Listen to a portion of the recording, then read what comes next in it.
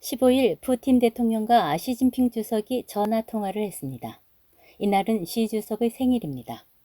관측통은 푸틴 대통령이 시 주석에게 친밀감 표시를 위해 이날을 선택한 것으로 보고 있습니다.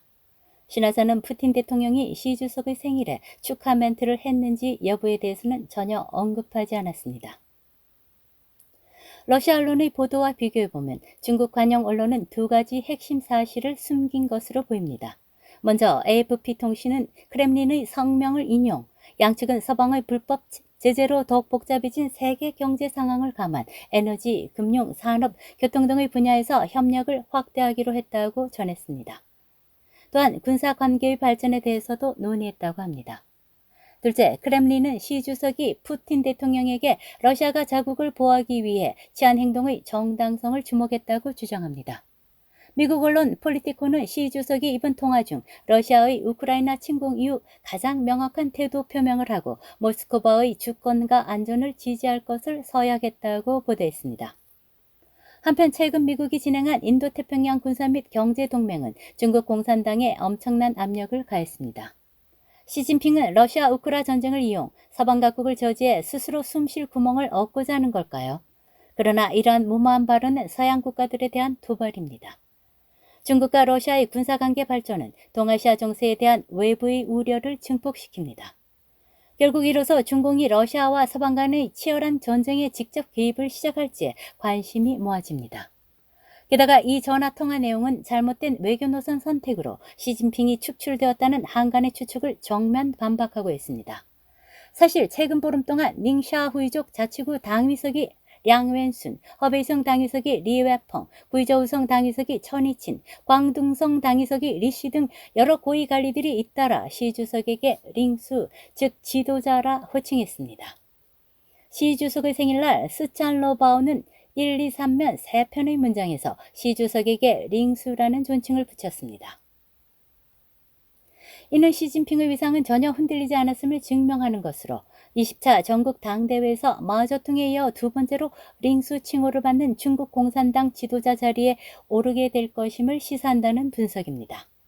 정치경제학자 청샤오능은 유튜브 채널 정경체전선에서 중공체제에서는 총을 관리하는 자가 언론을 통제할 수 있고 이 둘을 누가 장악하느냐가 중공의 권력투쟁에서 승자를 결정한다고 설명합니다.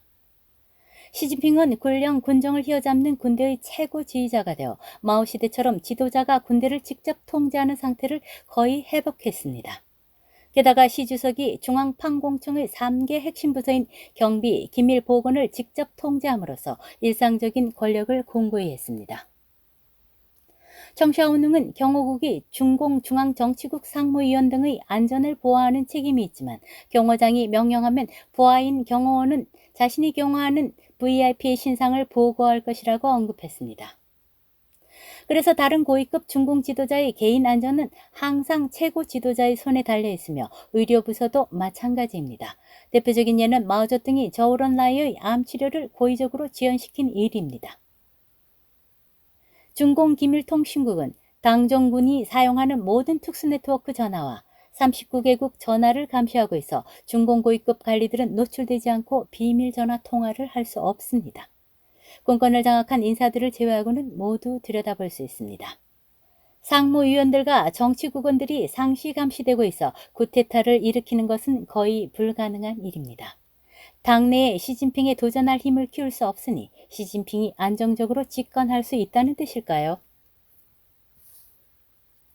런던 킹스 칼리지의 캐리 브라운 중국 연구소 소장은 올 말 VOA와의 인터뷰에서 시진핑의 집권이 심각한 경제 침체와 사회 불안으로 이어져 당 권력의 안정성을 훼손할 경우 시 주석 자신이 직접 중국 공산당과 부딪히게 될 것이고 그 결과 시진핑이 당에서 버림받거나 중공 정권이 완전히 붕괴돼 시진핑과 당이 함께 멸망하게 될 것으로 내다봤습니다. 다음 뉴스입니다.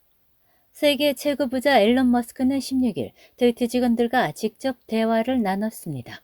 440억 달러에 달하는 트위터 인수 계획이 아직 완료되지 않은 상황에서 머스크의 움직임은 이례적인 것으로 평가받고 있습니다.